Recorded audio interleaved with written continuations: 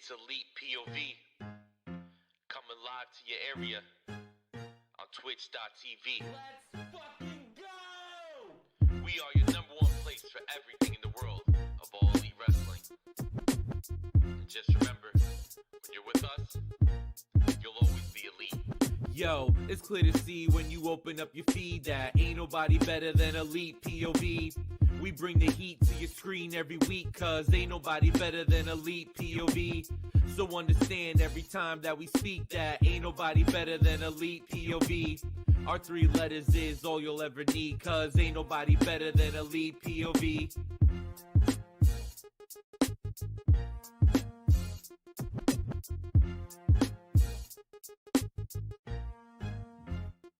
What's up, everybody, and welcome to a very special edition of Elite POV. I'm one of your hosts, Phil Cataldo, but you can call me Philium, and we just couldn't wait to give you our thoughts on Full Gear 2022 from this past weekend. And before we get into that, the first man I want to introduce on the show, Mr. Kyle Masters. What is up? I'm doing all right. I'm still living off the high from this weekend. It was 100% of my favorite pay-per-view because everything kind of went towards my favorite wrestlers. But anyways, regardless of that, that was such an incredible weekend. And I'm still recovering, actually, because it was a long-ass drive for me. But, I really have nothing else to say. Like I'm I got like a blank. I'm blank. You know, take over. Stop it. I gotta leave. All right. Now the second person I want to introduce, someone brand new to the show, someone we have been so excited to introduce to the show for months. And that is, of course, the Scissor Me Foam Fingers. Oh, hello, Scissor Welcome Me to Scissor Me Foam I got mine Fingers. back there. So it's right back there. We're so happy to bring you here. Everybody scissor in the chat. That's so rude. And that other person who skipped the line, and that's of Kimmy. course, Miss Kimmy Sage. Everybody say hi to Kimmy, the new official member of Elite POV, the 5th member of Elite POV. Well, thanks, Phil. I think I'm a little better than a foam finger, meaning that foam finger. Not at all. What do you mean? You spent $25 on that foam finger, and you're getting me for free. You ain't free. Let me tell you. Yeah, we had to pay a big dollar for that. Yeah, big dollar, right? We had to pay to get you off of the big event New York payroll. Okay, WrestleCade wasn't cheap. Yeah. It wasn't. Baltimore Fan Fest almost bankrupted me, but we got through, you know? Wow, I'm really happy to be here, and I'm really excited to be official. Thanks for helping me get here. And thank you for wearing a backwards hat and completely copying my style. I appreciate it. No. I was here first. I logged on first. You were late, so you're copying me. Wow, you've been a part of this company for half a day, and you're already snitching on me. Wow, did Jackie put you up to this? Nope. For anybody wondering, Jackie, not on the show this week. She is traveling to see her family in Florida. We miss you, Jackie. Yeah, she did land safe, so yes, she is there. Good. She landed safe. Kyle got back to Canada safe. Thank God. Phil made it home safe. Kimmy lives in wrestling arenas now, so she's always safe. Yeah, she's in the pretty much. She's in the closet of the Prudential Center right now. That's the room she's in. The closet of the Prudential Center where Kyle would like to be because he wants that Devil's merchandise. Oh yeah, for sure. I was trying to rip the door off the hinges for the Devil shop, you know? Yeah, he was trying to get that Martine Brodeur jersey. Who? You know how Kyle gets Martine? down. Is it Martine or Martin? Okay, so hold up. Speaking of Martin Brodeur, so my other buddy Phil, who was also named Phil, No Self Phil, was at the event, and I totally forgot to meet up with him. Shows what kind of friend I am. But you're the worst. He was. I met so many people at this event. I lost track. He was talking about in his section. Someone had a sign that said "Brodeur eats corn the long way."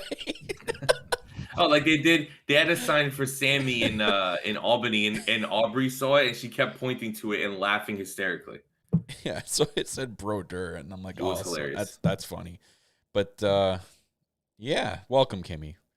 It's been long overdue. We've had you on the Patreon shows, Might as well just make you An official member. not an honorary Start use taking- anymore.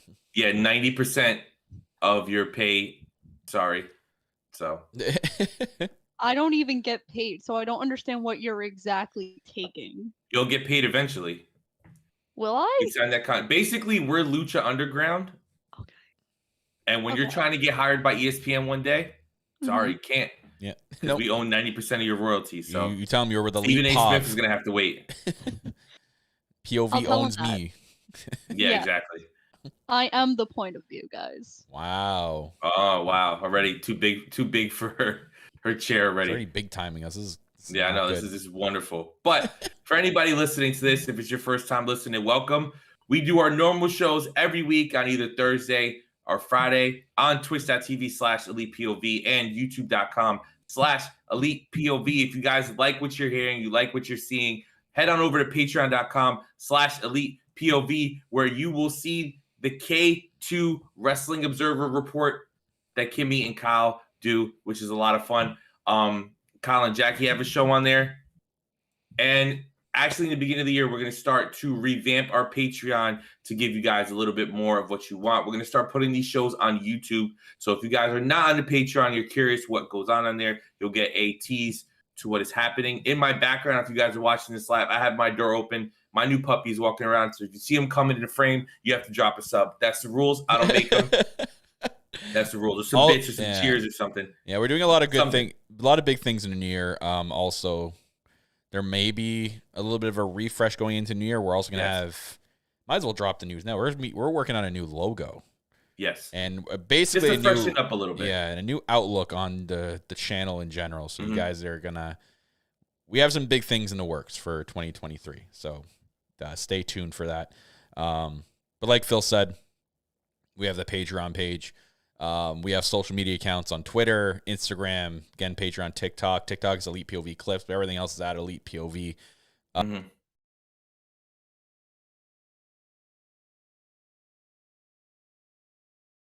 Yep. Stay tuned for 2023, though.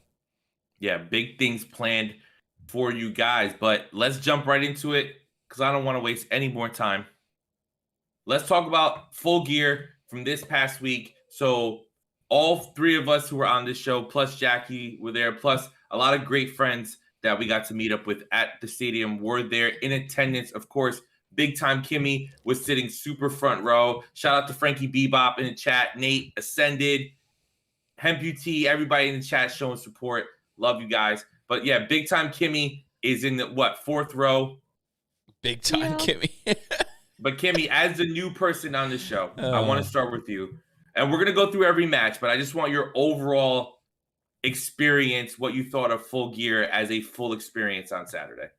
So I think it was different because I was there live, because this is the first AEW pay-per-view I've been to. Obviously, I've been to Dynamites and Grand Slam and Rampage, but a pay-per-view is always different. It's the same thing for any wrestling company. I thought it was really good. I thought at some points the crowd just wasn't in it, and it ruined a couple matches. And I'm sure we're going to get there because I think me and Phil have the same match in mind of where this took place. But overall, I thought it was really fun. Obviously, I got to see you guys in person, meet Kyle for the first time, which is what I was really looking forward to. But yeah, I had a really good time. It was really fun. But the funny thing is, I forgot this part. So Raya's whole entourage was right in front of me for the Britt Saraya match, and I was really upset because I wanted to go see Britt at the guardrail. But they were in my way. Her entourage, you mean like her family? Her brother and her Wow. friends? Kimmy, her entourage. You know there's a difference between an entourage and family. You're saying, F her, fuck her family, man. No. The only person that was family was her brother. The other three people were her friends and her videographer. I'm sorry, Kimmy. Still, they're up here. You're gonna be down here. They're gonna be ahead of you. Yeah. They're gonna get to sit further up than you. Anyway, but Kyle, what'd you think of it? I know. So Kyle, a little backstory for everybody. So Kyle lives in Canada, of course. This pay-per-view in Newark, New Jersey, which we have to say now, for Jackie's sake, and the fact that when Anthony Bowens came out, he said Newark, New Jersey. It's because he's from there. Yeah, I know. But to humor Jackie, Excalibur says Newark. Yeah, say that. But so Kyle, living in Canada, got hit with that massive snowstorm. Oh, yeah. So Kyle actually drove in on Thursday night and then was here Friday and Saturday. So Kyle has had an adventure driving here and there, missing the snow, and then driving in some of the snow on the way home. So Kyle, what was your experience like at Full Gear? God, yeah, this is going to be a little bit of a long one. So yeah, I had to make the executive decision starting from the beginning of the week till Thursday. I'm like, hey, like I have to keep an eye on this storm because they called for Buffalo to get hit with up to 6 feet of snow. And if anyone does know, I have to drive through Buffalo to get towards them. And it's a good thing I left the day before because the highway that I would have to have used the day after was closed on the Friday. So it's a good thing I left on the Thursday. But I was able to dodge a lot of it driving to. Driving back, I tried to avoid Buffalo, kind of go around them, and I still ran into like a little bit of snow. There were some parts where so it brought me through like farm country to get back, but farm country, as you know, they don't really get the plow. Let me get one plow, and then, you know what I mean? Like I ran to a part where the roadway was blocked, and I had to go around because it wasn't plowed yet. So Don't you love that? Yeah, so it was like in the sticks, the boonies, as we call it. Yeah, it was very, very interesting drive back home. But regardless, coming to New Jersey, it was my first time in New Jersey. Last time I was down in that area was in 2019, I believe, for the G1, but I was in New York, so I really wasn't in New Jersey. But I'd never been to actually like New Jersey before. Like that was my first time there. Staying with Phil and Jackie. It was an experience. You guys both gave me like great hospitality. So I finally got to meet Brittany, and I got to meet Nate and Frankie Bebop in person. They came really quickly on, I believe, the Friday night. Speaking of Brittany. Hi, Brittany. Rory. Oh, there's the dog. There's Rory Moxley himself right here. Yeah. Oh. Rory, come here. For people on audio, there's a dog in the room. Yeah. My brand new puppy that I picked up yesterday. Oh, God, look at this. How old is this? How old is he? 4 months, Rory. Wow, that's big for 4 months. All right, you're pulling my headphones. Yeah. Look at the screen. Look at the people. Happy T, thanks for the bits.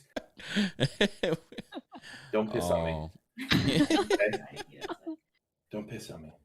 Thing right, looks adorable. Here. Thank you, Brittany. Thank you, Brittany. Yeah. Kyle was just talking about meeting you. Oh, was he? Yeah. But anyways, back to what I was talking about. Yeah, it was the event. Amazing. This was my technically third AEW pay-per-view because if you count Forbidden Door, I was at the first Full Gear. Actually, no, it's my fourth because I did All Out. So I did Full Gear the first Full Gear. It was Full Gear 2019. I did All Out this year, and then Full Gear this year, and Forbidden Door. This is my third pay-per-view of the year. So all in 1 year, I've done 3 pay-per-views. Nice. I still have to do a Revolution, which this Revolution kind of sucks now that it was announced for San Francisco. And it is expensive. I had some time today, and I took a look at what the cost was. Yo, no. Especially for being so close. It was like $400 for the flight. It would have been like another like six to eight for the hotels. And no, and it's probably not going to happen this year. We'll enjoy Revolution from my home. And we'll see about Double or Nothing, or maybe even the UK show we'll have to cross off the list. But anyways, Full Gear was amazing. I saw a lot of my favorites win, some emotional parts of the night. A crazy return by the Elite, and then MJF as the world champion. So, this was a solid pay-per-view. It was really awesome being there in person to experience it. It doesn't do a lot of due diligence. I always say this, when I go to an event and rewatch some stuff back, when you rewatch it, it's not as loud as if you're there in person. Mm-hmm. When you're there in person, it's so much louder. You guys, if you go back and watch the Elite's entrance from Full Gear, you hear the song. We didn't hear the music playing until it kicked in because it was so loud in there from the crowd noise. You couldn't even tell the song was playing. If you guys want, in the chat right now, people who are watching live, if you want, I have a video of the entrance, and you do not hear the song until the crowd starts singing it. If you guys want me to post it, I will post it on my Twitter after the show is done. But yeah, I've watched it back a few times, and you literally can't hear the song at all. Yeah, but it was such an amazing night. They did such a good job. Can't wait to get into it. We'll talk about it. But overall, my experience was great. Fantastic.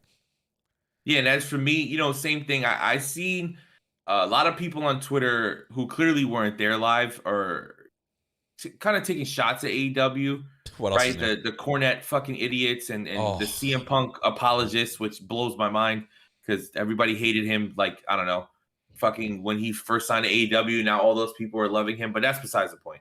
But a lot of people are giving it negative feedback. But it's like everyone that we were around, that we talked to, we all had a great time. Yes, it's a 5-hour show. AEW's pay-per-views are always that long, but they only do 4 a year, 5 if you want to count Forbidden Door. And it's like, so by the time they get to it, it's a big deal. I want to see everybody on the card, right? That's the point, right? We want more people on the card. There was a lot of people that didn't even make the card. Ty wasn't even seen at all. No Sky Blue, no Athena, no Kip Sabian, no Penelope, right? No Butcher and Blade and Bunny. There's a ton of people who weren't even on the card. But the show was great. I loved it from top to bottom. Did we watch the buy-in? No. Did we see the Eddie Kingston match? Yeah. But we didn't watch the matches. At least me and Kyle and Jackie didn't. And we got to hang out with Issa. Shout out to Issa. Got to meet up with her. Yeah, I just thought it was a good time. There was never a moment where I was bored or I was like, here we go, right? And Kimmy has a funny story of me during the Jeff Jarrett match and Kyle, and we'll get to that. But, like, there was never a moment in the show where I was like, we have to get through this. I'm bored. This is, like, I'm looking at my watch. Like, I had a great time. I personally thought it flew by. Usually, like, even at All Out, like, we were looking at, as great as All Out was, we're looking at each other like, all right, how many matches are left? And then we're trying to figure it out. When I said that, there were 3 matches left. Yeah. Like, when I first said that. So, like, I was loving it, had a great time. But you're hooked. Yeah, we were hooked. It was a great time. So, where I want to start, we're going to go out of order. Okay. Saraya's comeback match, right? Because there's a lot to talk about with this, because I really want to know, and people in the chat, feel free to tell me what your perspective was, because from where we were sitting, at least from where I was, the crowd did not seem to be on Saraya's side. They were happy when she came out. Yay, we're so proud and happy that you came back. And they were happy when she won and she hugged her brother, and it was very emotional. However, the crowd was very pro Britt Baker. So, Kimmy, you were the Britt Baker girl. I am. What did you think of this match, and do you think that it was worthy of Saraya finally getting her comeback match? So I have to keep in mind here when I say this that this was her first match in 5 years. But I think the thing for me was that I think she should have had one match before this. And I was talking on another podcast about this because you could see the nerves that she had, and she was blown up 2 minutes in. And I'm not saying it biasly, but Britt carried her through that match. And she said it on the media scrum that Britt really carried her. And I feel like it would have been a little bit better if she had a match at Dynamite or Rampage or something, so she could like control those nerves so it wasn't as obvious on the pay-per-view. I didn't like the match. I thought it was very slow. I thought it wasn't there. The crowd was very into Britt, and I think it's because the babyface promo she cut that Wednesday, because when she cut that promo, and I'm going to be a little biased here, I was there when she was that happy to be there girl. I worked with Britt before Britt was in AEW. And I saw her do that. And she told me that day in December of 2018, the next time you see me, I'm going to be a star, Kimmy. I promise you. The next time I saw her, she was champion. Yeah. So I've seen that in real time. So I think people fell in love with that Britt Baker again because you've seen her be a homegrown talent. So, and, it's one of those things where, like, I get what you're saying. However, there's no way Tony Khan was letting Saraya's return match be on Rampage. Yeah, and if she got hurt on Rampage, that would have been toast to the pay-per-view match. And it's her first match back in 5 years. I don't want her to face some Joe Blow from the city that they're at Rampage. No, I want her first match back to be against Britt Baker in a big match. There ain't no way I want to see Saraya's first match back against, I don't know, what if it was Marina Shafir and then fucking Marina injures her and then there goes the Britt Baker match. Yeah, exactly. No, but I do agree get what on this. Kimmy is saying. Yeah, I do too, but right? that they If you weren't going to wish do that. Well, the whole thing is too. We have to remember, and this goes into what Kimmy's saying too. Saraya got officially cleared on Halloween, right? Like less than a month ago. So she hasn't had that much training. And she even said what Kimmy was telling us, but she even said that, she canceled on her autograph signing at Big Event New York because she wanted to focus on training because it meant it was such a big deal for her, obviously, right? But I just think that the one spot that I want to talk about that literally scared the hell out of me, and I understand why they did it, and it got the crowd emotionally invested, but then I think the match was kind of too slow. That's why people kind of pulled back. But that one spot in the beginning where they teased like she had no feeling in her arm and she was pretending like she couldn't get up, and then she just pops right up and walks around the ring. Like that was really cool. I like that. Scared the fuck out of me, but I like that. But Kyle, what did you think of everything? It was well done. I was scared. I'm like, oh shit! Like in my head, and it had been knife. If you were sitting there not thinking that she was faking, like there probably was a part of some people's minds out there that oh, she's faking it, but like in your mind at the same time, you got to be like, oh shit, like maybe she wasn't 100% cleared, and maybe maybe just took that bump to do it again. But that was like, that was such a good spot when she like looked up at Bray and went, oh yeah, I'm all right, don't worry about it. But it was a fantastic. Yeah, okay, come on. Like, she hasn't wrestled in 5 years. Look at Punk and Darby's match. When Punk's first match in, 7 years? Like, it was the exact same thing. Like, Darby carried. Punk was slow. Eventually, he had a few more matches after that, and he was back to the Punk that he was before. It's going to be the same exact thing with Saraya. If people are going there and expecting Saraya to pick up exactly where she left off, you're high. That's not what happens to someone who hasn't wrestled in over 5 years. Stop it and stop fooling yourself. It ain't a video game. You can't just pick up the person and start wrestling at 100% overall. This is an AEW Fight Forever coming soon. Yeah, it's going to happen. I expected it to be slow. I expected Britt to carry. I expected Saraya to be winded after the first or second move.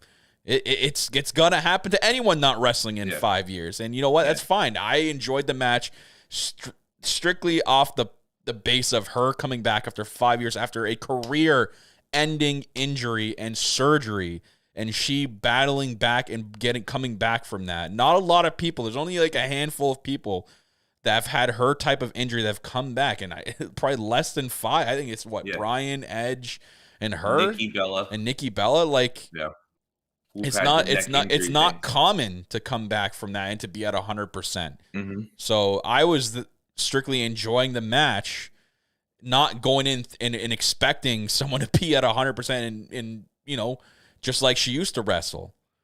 So if you had those expectations, you would have gotten disappointed and you would have gotten like, oh, well, the match was slow. And it's like, well, you went in expecting too much. Some matches are bigger than like the actual match, right? Like that match was designed to be emotional. That match was designed to get you emotionally invested. And that's why as soon as the match is over, right, Saraya breaks character, which I know some people may have a problem with. I love that she hugged Britt because it's more than just the feud. These are more than just wrestlers who are playing a character. We know that Saraya and Britt are friends in real life. We know that Britt was a big part of bringing Saraya into AEW, right? And we know that like that's a very scary position for Saraya to be in. 5 years not having a match. The last time she had a match, she was paralyzed in it for a couple of seconds. Yeah. And she's putting her kind of trust and faith into Britt Baker, her friend, and they got through it and she's fine. And like, so you love that moment. And then you love the moment where she's like, head in her hands and she's hugging her brother. And it's this emotional thing. You see the tears in her eyes. And I just loved it. Like, I loved it. The match wasn't the best, but it's fine. I didn't want it to be. Also, shout out to Doc Samson, who, when she was walking by the ring table, like, did like a good check, like, you okay? Like, to make sure. And then Paige gave him the thumbs up. Like, Doc Samson is an incredible ring doctor for them. And it's the little things for me too. And that was one of those little things. Even one I didn't see because we're where our seats were. And we can't really see Saraya's face during the entrance. We can only see from how far back we were. She was emotional as fuck in her entrance. When I went back and watched, she was like almost crying in her entrance. So like that, it was extremely emotional for me. I had tears in my eyes like the whole freaking match. It was so hard to watch. especially because I was there in New Orleans at that Raw when she retired. So like that's going through my head the same exact time I'm watching this match. Like I'm even starting to feel my eyes tear up now. Yeah, like it was a full circle moment. Yeah, which is awesome, right? And another thing, because we're going to you fast and early, Kyle. Another thing that brought tears to Kyle's eyes: Jamie Hayter versus Toni Storm. What an awesome match that those women put on, and just shout out to them, right? If you are listening to this without watching Full Gear, or maybe on TV for whatever reason you didn't hear that crowd.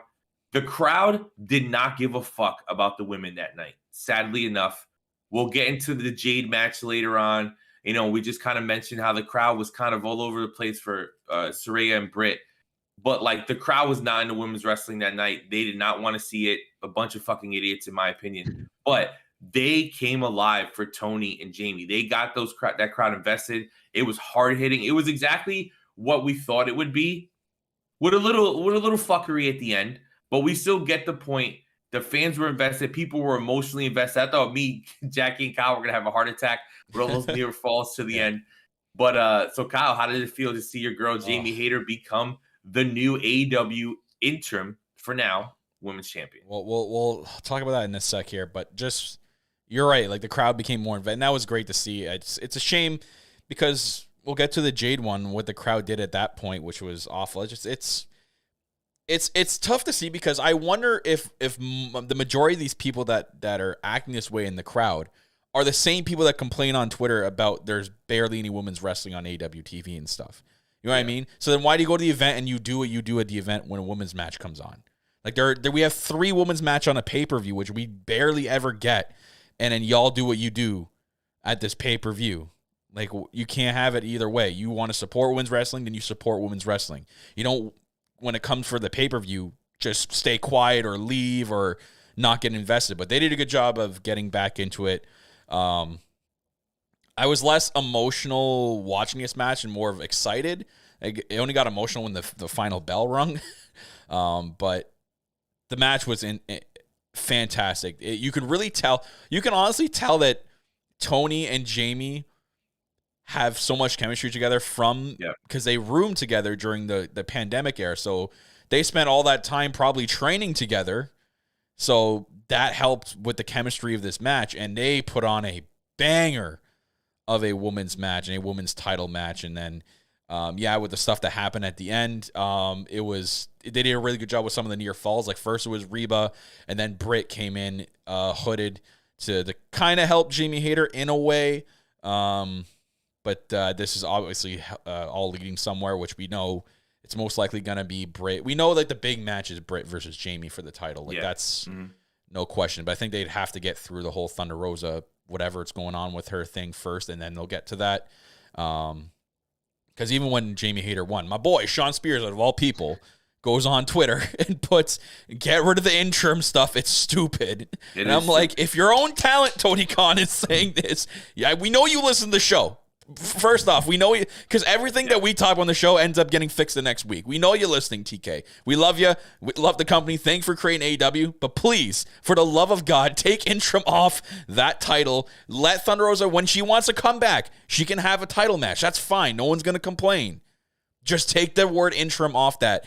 Jamie Hayter is your undisputed world champion. She is not the interim champion. And I 100% will, right now from today on, we'll call her the undisputed women's champion. I'm not putting that stupid word in front of it, and get rid of interim altogether after this. If someone goes injured or something like this happens again, vacate the title, tournament for whatever you have to do. Let the champion that got hurt come back and write a storyline for them. Stop it. It was a good idea if they're out for a couple weeks, but no, we got to get past it. We need to recognize Toni Storm for having a great title run and doing a lot of great things, having a ton of TV matches like in a row, right? She was on TV, I think it was the longest that any competitor was on the TV, right? Like weekly or something like that, which was really cool. But Kimmy, what did you think of everything? You were closer, right? Your girl Britt jumped the guardrail in a hoodie. She tried to interfere, near fall. Then she interferes again, forcing Jamie to win. So what did you think of everything? So it was funny because when the security guard like came and there was someone in a hood, I'm like, look, it's Britt, and no one believed me. I'm like, look who was right. Insider Kimmy of all people was right that was Britt Baker. I love this match. This to me is actually one of my match of the year candidates. I thought this was so hard hitting. I thought the story was there. I obviously thought this was the best women's match of the night. And I'm really excited for what's to come with this. I agree that the interim title thing needs to be dropped because obviously Thunder's been out since the end of August and it's almost 2023. What are we doing here, TK? And there's no I update on think her. Like, this is the problem. At least we were getting updates on CM Punk and stuff, but like, why is it not mentioned at all about Thunder Rosa? And like, it just when Tony Khan talks about it, it's like, oh, well, she'll come back when she comes back, kind of thing. It's like, what? Then take the interim off. Like, what? Because I don't think they know. Because like if you've been following what she's been saying on Busted Open, she's even said herself like, I have no idea yet. I'm just gonna say January to say January. I don't know. And I think that's like the thing too. Her injury's been so disclosed, but every other interim champion, we've known why the person who had to forfeit the title was out, whether it be sickness or an injury. We knew every detail of it. And with this, they're being so secretive. So it's kind of like, what are we doing here? But I think that if they're not going to drop the interim thing, I just think that we should just undisputed women's champ. I think at Revolution we're gonna get Jamie versus Britt. Everyone collectively just needs to start doing it so that AEW just changes it because everyone's calling her the undisputed champion. So everyone 100%. On Twitter that's watching right now, do me a favor. Your next tweet about Jamie Hayter, please put undisputed world women's champion in the tweet. Yep. Or Hive, whatever 100%. Happens. Yeah, Hive. Yeah, Twitter shuts down. We're all on Hive now. Oh man. But yeah, Kyle, you got a great night. Oh, I was right. Like 2 for 2. And then what's the other thing that happens? Why is this another reason why this is the Kyle Masters show? And of course, we get the return of the Elite going against Death Triangle. And the most beautiful thing, they come out to carry on Your Wayward Son. Until we heard it. Yeah, we heard it so eventually loud. at some point. It was so loud. But dude, that man, pop was ringing my ears. That was and I've been to three AEW events this year, including Forbidden Door, including the Okada pop. This was louder. This was so loud. People went ballistic. And of course, the one thing we got to talk about right away, before we even get to the match.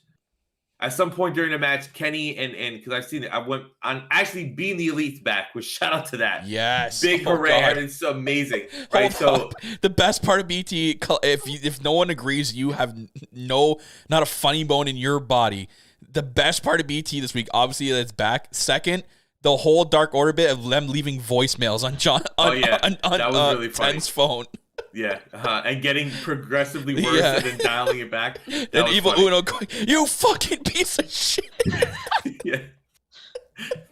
It's so no, great. But the worst part is if you look at the next segment, and that's when everyone didn't know what BTE segment to do. He's freaking behind Brandon Cutler while they're filming. Oh yeah, that's what makes it even funnier. That's it's even funnier.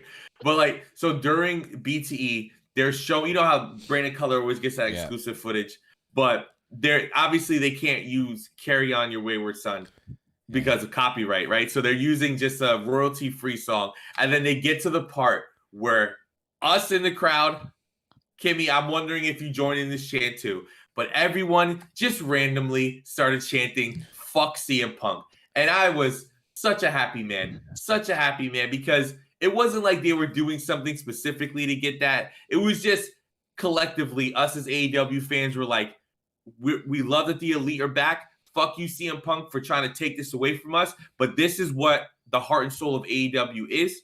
Jon Moxley, which is the Elite, which is what the alternative of wrestling that we always wanted was. And Kenny Omega and the Young Bucks are a part of that. And we are very happy to see them back. Kimmy, were you chanting "Fuck CM Punk"? And what did you think of this whole thing? You weren't?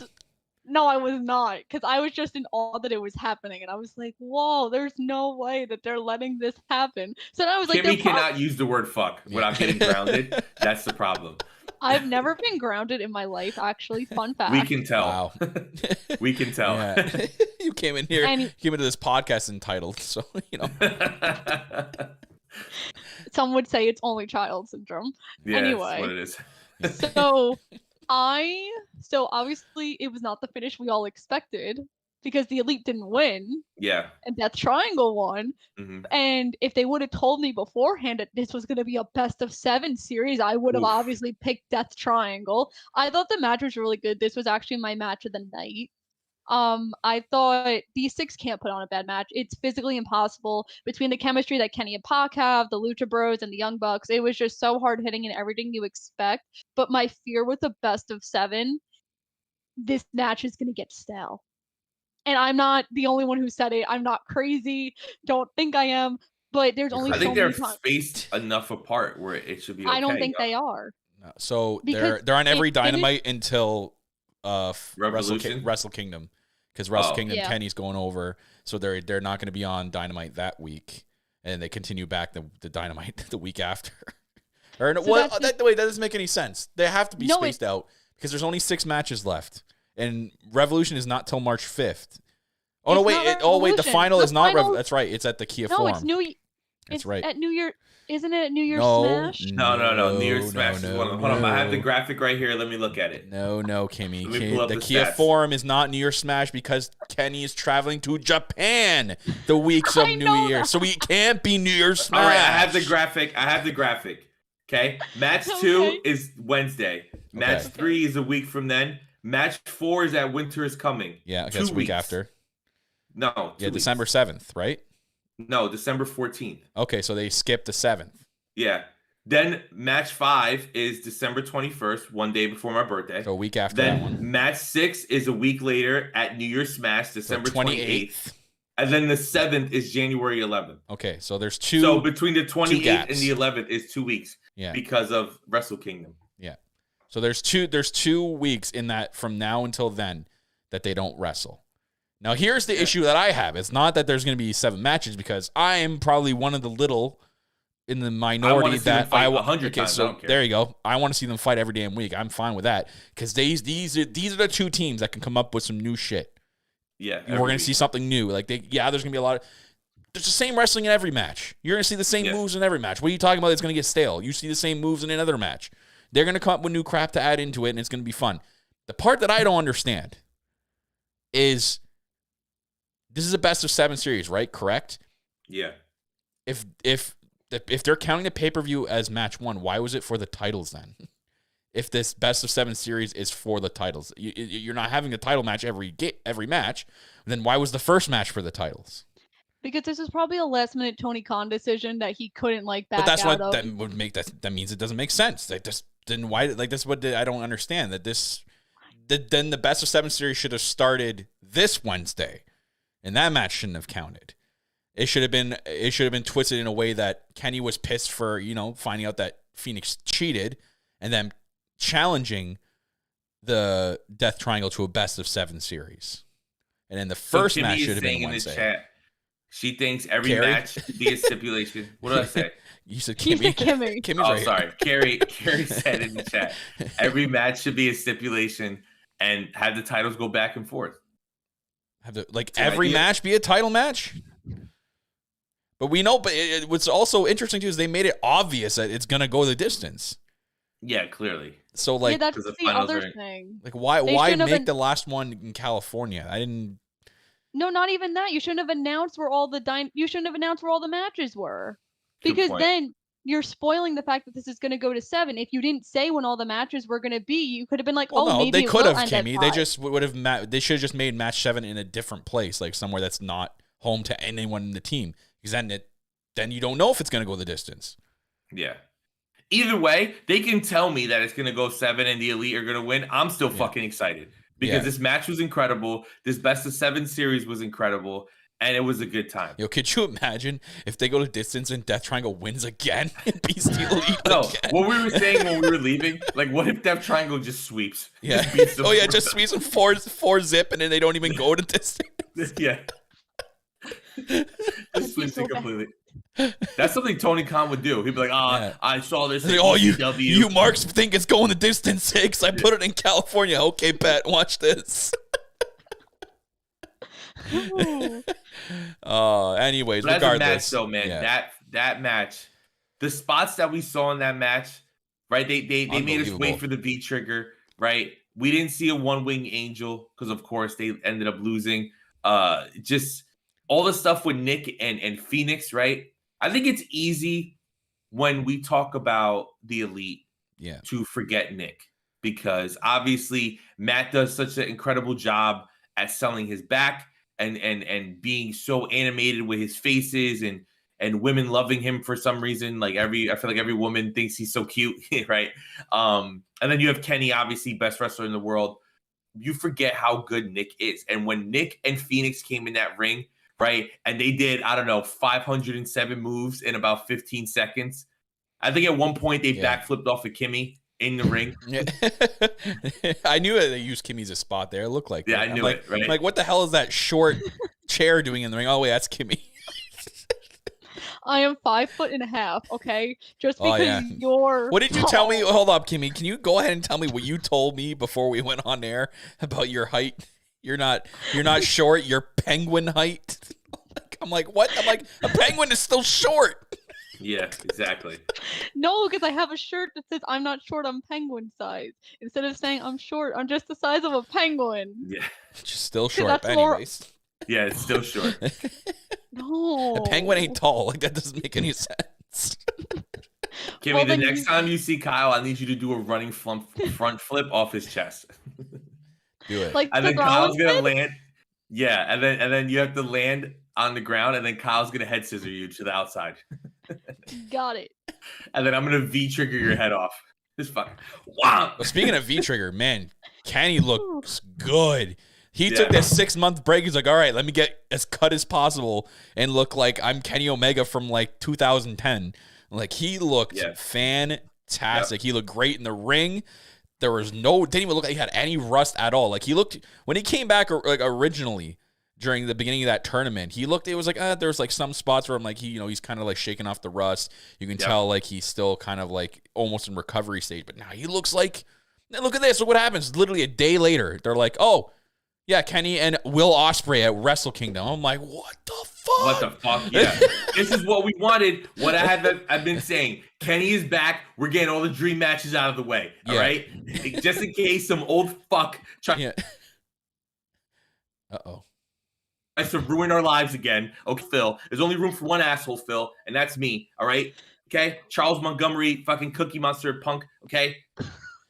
First of all, we had a little bit of a blip there. Right when you were screaming, it's like OBS is like, oh, whoa, blip, but we're good now. Good. But so I'm just happy Kenny's back. I'm happy this match was incredible. Fucking all 6 men were awesome in that match. It's just so cool to see it back. And I'm excited for the trios thing. They can fight for the next fucking, I don't give a fuck, year and a half every week. And I'll just be super happy. But another match that happened that night, which was actually surprisingly my favorite match of the night. Now, going into this pay-per-view, I see Kimmy looking confused. Like, what match am I going to say? Going to this pay-per-view, I said, this match is going to either be an absolute fucking shit show or one of the best matches of the night, and that's Jungle Boy and Luchasaurus. That was my favorite match of the night.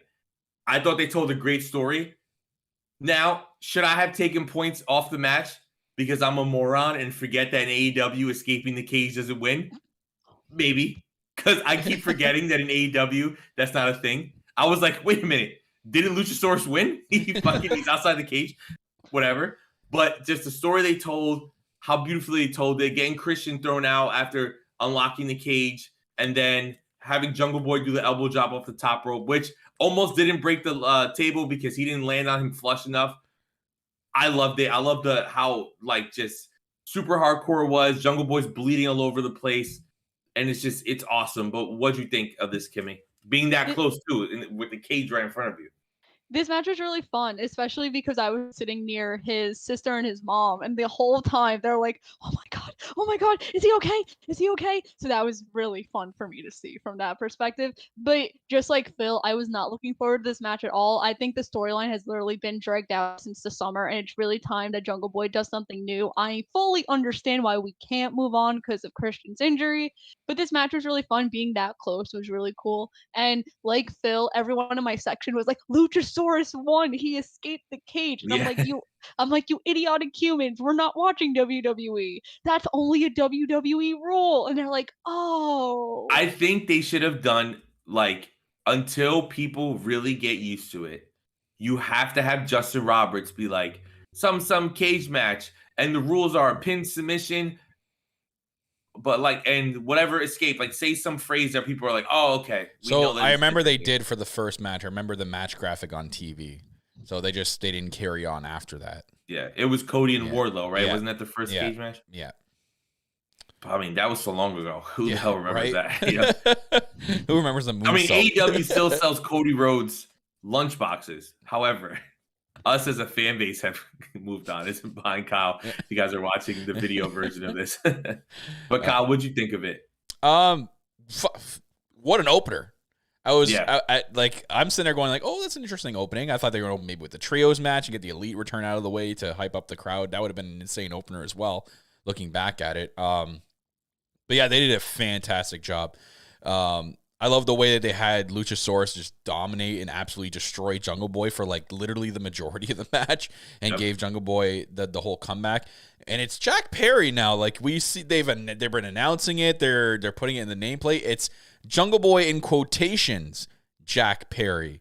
So they're doing this slow transition with him, and it is. Under the storyline that they have to go to wait for Christian and his injury and all that stuff. I don't know if maybe they'll just nip that in the bud and do it at a later time now. But, I know Jackie was there. We were pointing this out while watching this match. We were like, man, there's a lot of Kane Undertaker simulators here. And literally, Christian is dressed as literally Paul Bearer as when Paul Bearer was with Kane with the maroon jacket, the black turtleneck. I'm like, Paul Bearer wore that exact thing when he was with Kane. I'm like, there's so many, and then there's the tombstone spot, there's the sit-up spot where they both did, which I guess a lot of people, I saw people on Twitter saying that was like similar to like the Brock and Taker spot from SummerSlam, or Brock or Taker and Shawn Michaels from the Hell in a Cell match they had together. So like I know that they played a little bit off of Undertaker and Kane there, which is fine. It is what it is with that. But this was a fantastic match. That elbow drop was great. Him pointing up to the heavens, obviously to his dad. And then what a way to quickly transition a big spot like that into a snare trap. Like there wasn't like hardly any waiting, and that's tough to do if you're jumping from that high, because he landed directly on his tailbone. He must have been hurting. But he locked in that snare trap, tapped out. Awesome to see Jungle Boy's mom. It was a mom and sister at ringside. It was fantastic opening, and even the presser after, which was a little weird because Jungle Boy was literally pulling a CM Punk in the press conference after, looking more bloody than I remember him, and his face beat up than I remember in the match. And he was sitting there eating pancakes in the scrum. And I'm like, what the hell is he doing? Especially considering I thought he was going to quote CM Punk. He's like, I'm tired. I'm old. I work with dinosaurs. No, that's what somebody put the meme. I'm tired. I'm young, and I work with dinosaurs. So shout out to Carrie, who's texting me right now. So Hell in a Cell 97, which is Shawn Michaels versus the Undertaker. So it was Shawn Michaels Taker. Okay. Right. So that is Luchasaurus' favorite match. Okay. So obviously there was a lot of similarities to it because of that. So shout out to Carrie for that. But always having the inside information. Because Carrie booked the show, of course. Like, just clearly That's why she's called Carrie the head booker. But exactly. yeah, great match. Loved it. What other match can we talk about? All right, so I don't want to wait any more time. I thought we were going to talk about the Jade and we are. Situation. I want to talk about that now. So here we go. Chat, help me out here. I want to know your guys' perspective from seeing it on TV. Did the camera show how empty the crowd got? So the second The they graphic showed the up. graphic, and I understand it's after the trios match. I understand people can't go 4 seconds without fucking drinking. I get it. All right. I've been to events, I've been to concerts. The guy that was next to Kyle got up, no lie, and this is an exaggeration, Oh, yeah. 107 times at least. I think after every match he got up. And sometimes in between, like while the match was going on, he got up once or twice for some of them. Like he got up a ton of times. We were lucky because right in front of Kyle was a little gap where he can get up. So he only came our way one time. So we were lucky. Which is so weird. However, like, buddy, you went through that little gap like all show, and now you went in front of us once. yeah, like, why? mad annoying, right? But the second they showed that graphic, the entire arena stood up and walked away. It was, for someone who's been to wrestling shows for years, it reminded me of the Diva era in WWE, where I was like, it's almost like an intermission, which is crazy because Jade is such a huge star. Exactly. And it blows. Like, I get a lot of people don't like Nyla Rose. I personally love Nyla Rose. I've liked this feud because I think that they've done so much, especially Nyla, with social media building this, because Tony's not giving them the actual TV time to build this. So they're building it on Rampage. They're building it on, on social media and stuff. So, like, I really enjoyed that part of it. And it was a fun match to see Jade have to go against somebody who, kayfabe-wise, is as strong as her, as big as her, and all that stuff. So Jade, power bombed her and was slamming her. And it was a lot of fun. And Jade ends up winning the match. Jade has this great track record of coming out as cosplay, or as cosplaying, coming to the ring. She was somebody from Thundercats. I think everyone in our section, The Flash, Phoenix. I think I said something. Everybody said something completely wrong. Yeah. But it was Thundercats. We figured it out eventually, which is funny. Carrie, yet again, head booker Carrie, is like, it's Thundercats. I'm like, oh, okay. And I'm showing people like, look, it's Thundercats.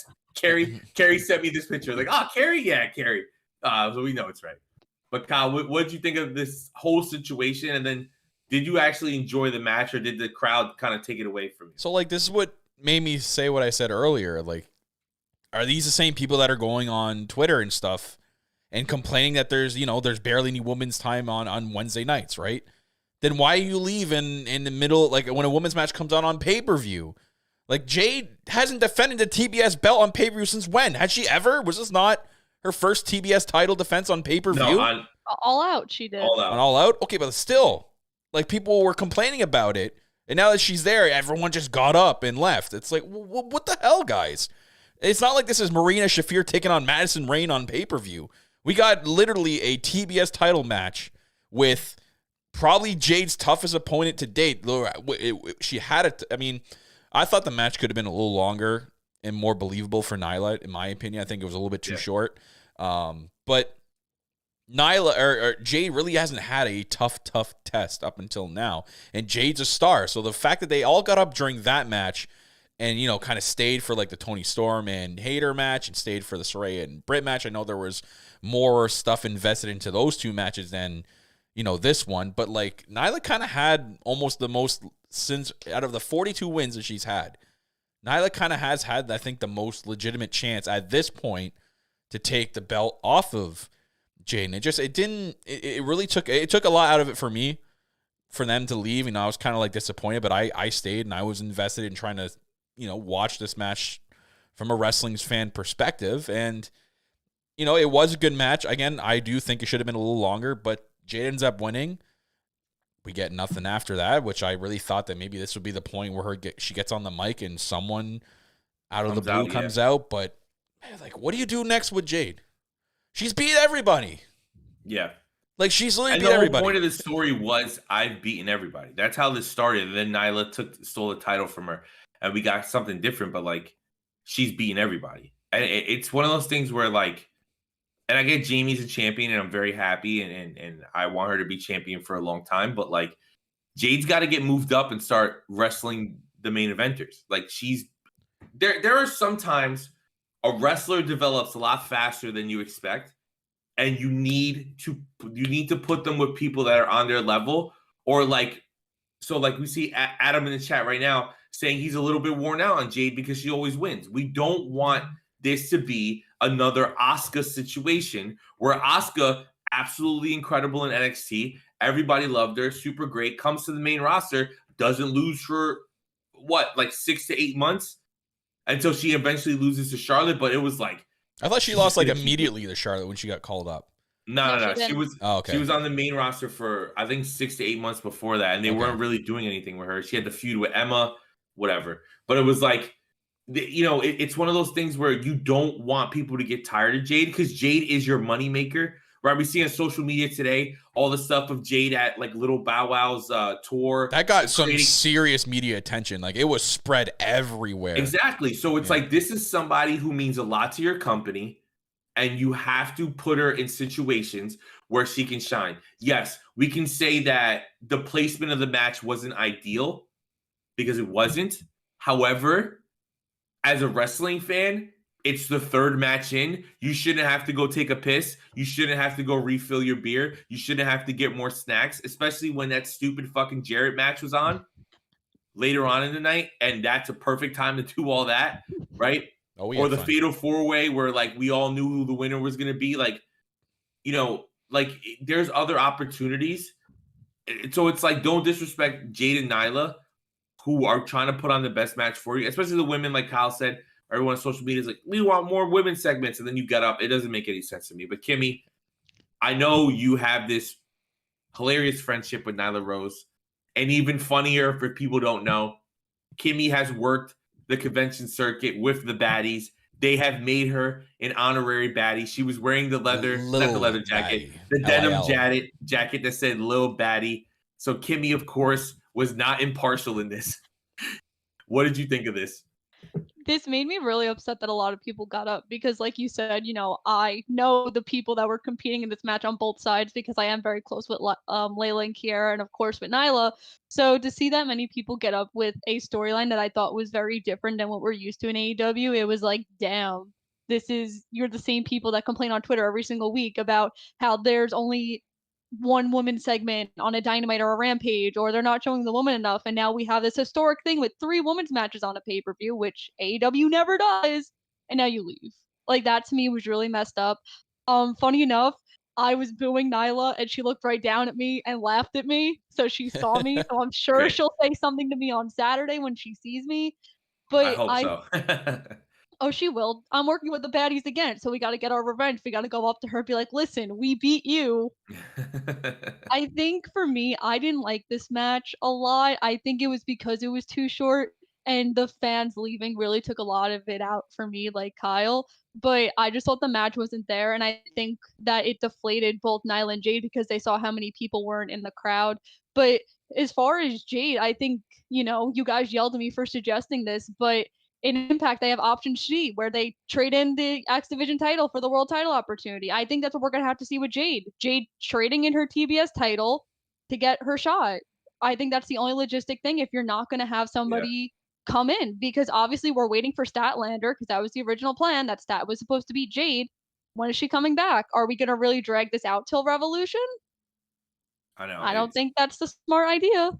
And the last time Statlander blew her knee out, she was gone like a year. So like she blew her knee out in August. So like, are we gonna have to wait until All Out next year just to get the match? Yeah. And I just want to see Jade.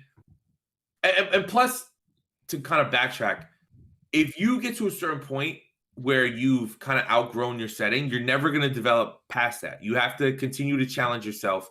And like, they're not giving her these full segments that she deserves in these full feuds. The Nyla feud and the Athena feud were the only ones that were like actual feuds. And both of them weren't given like the TV time that they deserve. So they were kind of like all over the place. But like, I want to see Jade and Britt. I want to see Jade. And like, listen, do you want to see Jade and Saraya yet? No, not in the ring yet. Let's let Saraya get more comfortable because Jade is so new still. But I would love to see them in a promo battle. I would love to see Jade and Toni Storm now that Toni Storm has lost the title. There's a lot of opportunities for her in the main event division, and I want to get there. Yeah. So, unless maybe like we could, AEW's has done this before. I know that Mercedes is a massive star, but they've brought in massive stars into the company not in their hometown. Yeah. I know the pay-per-view would have been an ideal spot to have done it, but maybe there is. I'm going to say there's like a 0.5% chance that I know it's very small, but there's. Yeah. I'm going to say it's like close to a 1% chance that Mercedes is coming in, and that's what they're going to lead to. Like Adam made the connection there with Bow Wow and Snoop Dogg, and Snoop Dogg's the cousin of Mercedes. But I'd say if there's a 1% chance that she's still coming into the company, it'll be after Saturday when we know who's going to be, I guess, that last spot in that Survivor Series match or whatnot. It's not It's gonna Mercedes. It's Becky. It's Becky. Oh, so Probably then gonna maybe be there is Becky. a chance. I don't know. But maybe Mercedes shows up anyways. We don't know, right? Let's just wait till after Yeah. Saturday. But yeah, they need to do something with it, or else it's almost like it's entering the beginning stages of being stale. Yeah. And it's not good, especially with a Because star it's like Jade. predictable. Yeah. And like Kyle said, she's beating everybody. Like who's So- what are you gonna do? Like you can do Athena or like Penelope Ford. People are gonna be like, nah, no, they're not gonna beat her. Yeah. Like it's not gonna. People are just like, it's just okay, it'll be there, and sure, we're getting a women's match, but no one's gonna be like, oh yeah, Penelope's gonna beat Jade for the title. Like as much as I love Penelope, that's not gonna happen.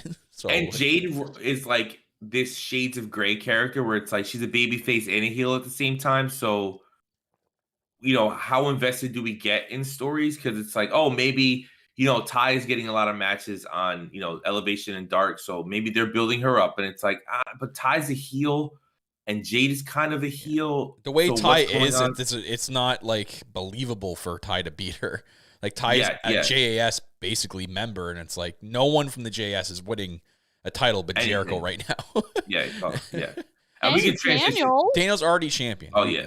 he became Well, we can champion transition before right that. over to that because a match that we all knew was going to be a banger because all four guys are fucking awesome. And yes, I said all four guys because you have people who just consistently boo Sammy, but then go crazy when he does literally any move because who cares how he is personally? I'm not inviting the man to dinner, right? I'm watching him wrestle, and he's an unbelievable wrestler. So we get the Fatal 4-Way Ring of Honor Championship match, Jericho, Claudio, Danielson, and Sammy. The only reason I did not like this is because, what a shock. Tony Khan books Chris Jericho to win again because it's his favorite wrestler of all time, and we get it. And Kimmy's going to be like, well, they have to sell Final Battle pay-per-view buys. Cool. I don't care. You could have sold the They same could have amount done of it with tickets Bryan with Danielson. It should have been Danielson. Of course, we get the great quote it's floating around the internet today that Danielson said that as soon as his AEW contract is over, he's going to become a part-time wrestler and wrestle here and there whenever he wants to have fun.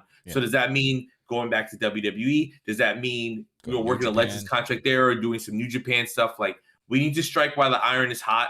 While we have him, I need to see him win that Ring of Honor title. Since he clearly isn't going to win the world title yet, let's do the Ring of Honor title. You could have did Danielson versus literally anybody because he's heart and soul Ring of Honor. It would have been a lot of fun.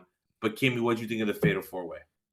I like how you're like so persistent in saying Danielson, like he can't go into Final Battle and challenge Jericho. It's gonna I be know, Sammy. but That's gonna be just Sammy. Need to, I No, need it's to not. see Jericho Yes, it lose. is. It's going to be Sammy Guevara against Jericho 1-on-1. No, And Guevara's no. done with the JS. I'm telling you that right now. I'll bet money on it that it's not Sammy. It's either Daniel Garcia or. Why would it be Bryan Garcia? They've Danielson. done nothing with Garcia up to this point. They've clearly told a story starting this past Dynamite.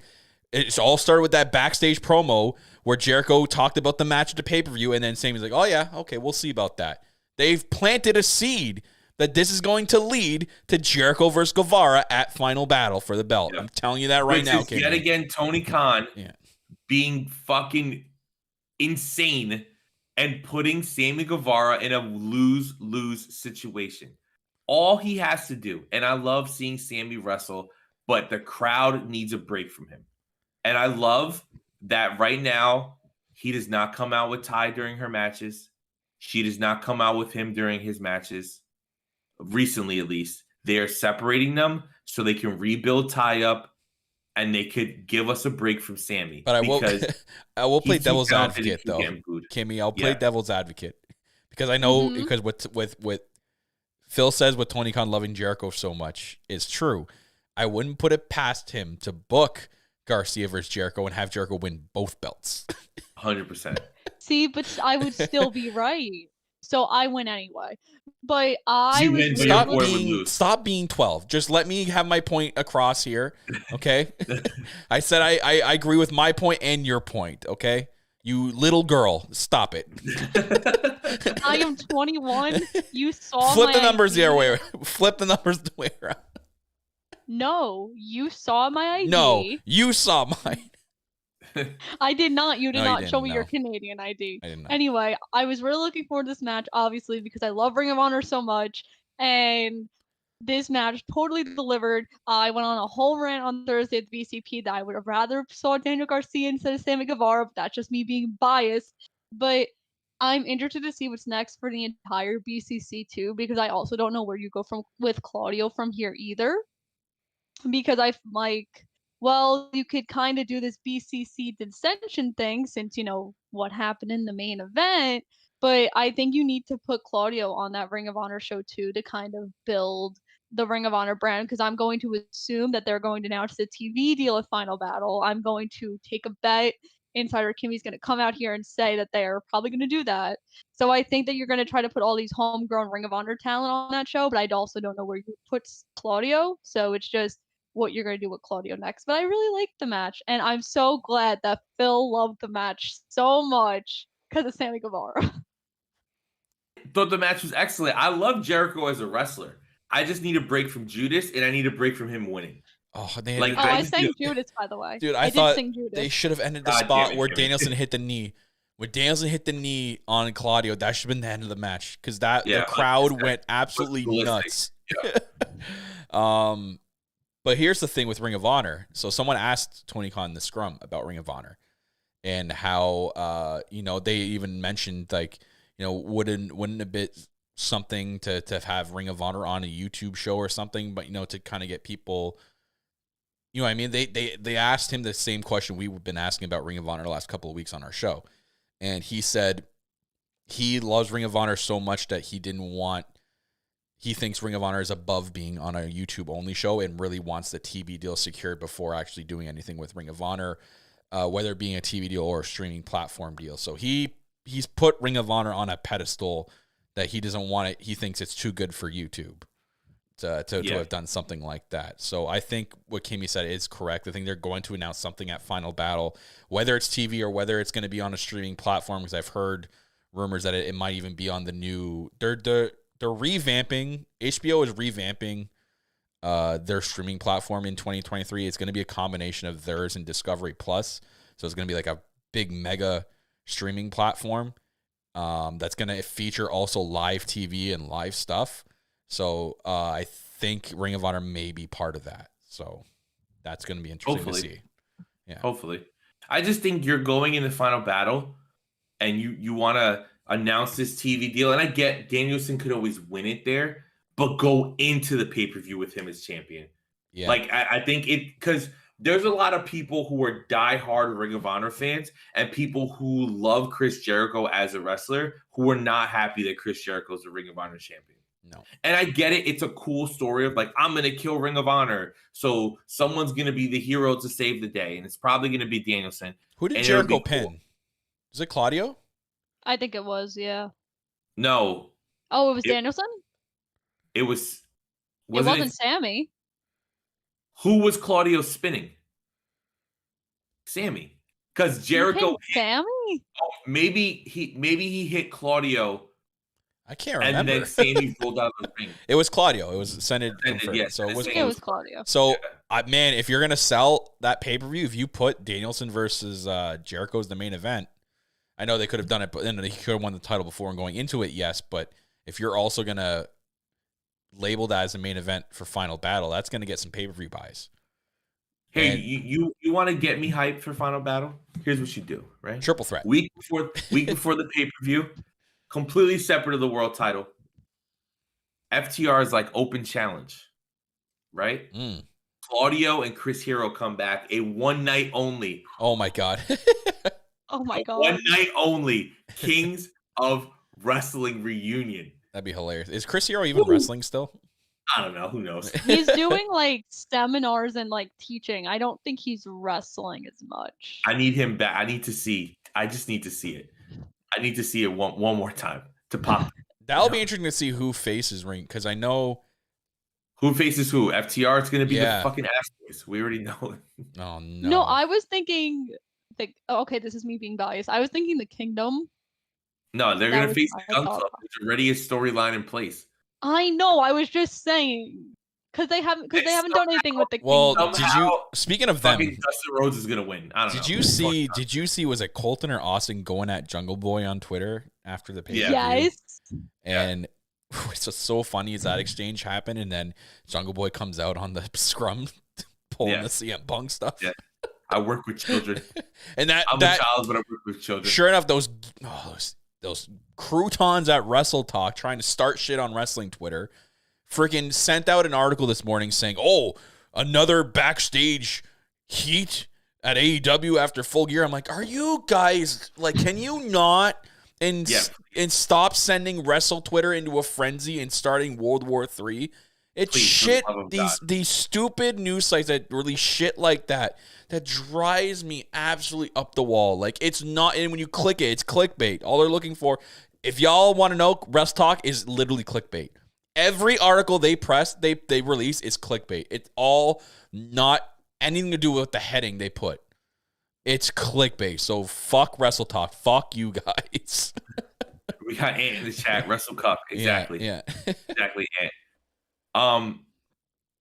But as far as the match, it was a fun match. It was a great match. But now, another match I want to talk about, because we are running a little long, but it's okay. It's pay-per-view. There's a lot of stuff to talk about. Yeah. The triple threat match, okay, for the TNT title, and I have some thoughts. Okay, We all have some thoughts about that. Obviously, okay, Wardlow's my favorite wrestler, male wrestler in AEW. Okay. Oh, it's not Jeff Jarrett? No, it's not Jeff Jarrett. Surprisingly, I don't understand if you're gonna have Wardlow lose. Why not just have him lose straight up to Samoa Joe? Samoa Joe is a legend. Samoa Joe has always been booked as like this powerhouse who's super smart and super brutal. So Wardlow losing to him doesn't really affect Wardlow. You could be like, oh, Joe has the experience on him, and it's not just about strength. It's about experience as well. But they do this weird spot where like Wardlow powerbombs Hobbs a million times. Joe hits Wardlow with a belt, which of course is not a DQ because it's a triple threat match. And then Joe taps out or makes Hobbs pass out. And you're like, okay. And I think, Kyle, I want to start with you because I remember you being like, why is Joe both TV champions? Like, makes no sense. This decision, I really question this booking decision. I have no idea what they're doing with this. I tried thinking about it and trying to book Joe in another situation. I'm like, hey, no, I don't understand this. The only thing that I came up with is they're gonna do like a rematch at Final Battle. Joe's the champion of television. Yeah. they're gonna do a rematch at Final Battle, and it's gonna be for both belts. And there's gonna be something weird, like one fall is gonna be for the one belt, and the other fall is gonna be for the other belt, something like that, so they can at least split them away and not be together. Which again, if they even did that, that'd be weird as well. So I have no idea why they booked Samoa Joe to win this match. It should have gone to Will Hobbs ultimately. Even if Wardlow retained, I wouldn't have been angry. But like Will Hobbs, I think deserved this opportunity. And if he's playing the heel, why wasn't Hobbs in that spot to do that? Why wasn't it like Samoa Joe getting powerbombed and Hobbs came in and hit Wardlow with the title and then, pinned Samoa Joe after like the 3 power bombs or something? That would have been, I'm like, okay, so Will Hobbs is the TNT champion and he did it in a heel fashion because he's the heel. So why the hell didn't they do that? Why did they pick Samoa Joe to win both teams? Like, I can't think of what they're going to do with this and what direction they're going to go. It doesn't make sense him holding both belts. It makes no sense. I can't think of it. So Carrie messaging me, she goes, so she rewatched the triple threat and it still bugs her. But if it leads to Joe versus Wardlow, like Kyle said, at Ring of Honor, winner take all though. And then a couple of months later, Wardlow, who was still feuding with Hobbs at the time, Hobbs beats Wardlow in his hometown in March. That maybe it makes some sense.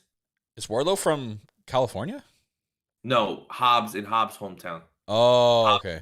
California. Okay. So, like, maybe they do that. I think the problem in all wrestling companies, and this is why a lot of the bigger wrestlers struggle with staying over, you protect them too much, right? Like, the beautiful thing about a Kenny Omega match is he can lose. Same thing with Danielson. Danielson, one of the greatest wrestlers of all time, and he's lost a lot. Like, so there's this mystique of like, is he gonna lose? Is he not gonna lose? Or is he gonna come back? And like, I get Wardlow's a big guy, but if we saw during the match, he's hitting whispers in the wind. He's hitting a fucking swanton that he almost missed. That scared the shit out of all of us, right? Because I think Wardlow must be a Hobbs big Jeff Hardy fan. that's his favorite wrestler. Okay. Hey, Jeff Hardy and Batista were his two favorite wrestlers. Oh, that's right. Yeah. So like, Wardlow can move, he can sell, he's really good. So like, showcase this guy as being able to lose and you to build around him, because everyone's like, oh, maybe this leads to Wardlow versus MJF, but it's like, I don't want it to happen yet. It's too soon. Yeah, that's like It's next way year's too All Out kind of thing.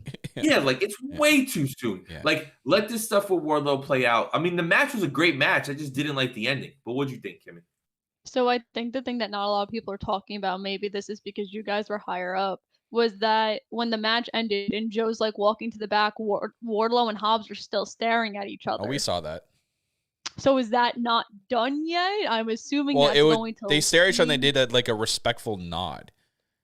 I don't know if you saw that. They both kind of like smiled, kind of smirked and nodded at each other. So I don't think we're done with that. I think that's going to be another match. Powerhouse War or Warhouse or War Power. Hob House or something like that. Simp in Our Glory. That's what they're going to be. Simp in Our Glory. So I think, for me, I think if you looked at any prediction panel anyone did, no one picked Samoa Joe. It was either you were Team Hobbs or Team Wardlow. If you were Team Samoa Joe, you were in the minority of people, and those people end up being right. So I don't know what the hell we're doing here. But I think the problem is if you unify the titles, and let's just say, you can't unify I'm just saying, two company TV titles. I'm just saying, let me get to the point. Jesus Christ, Kyle.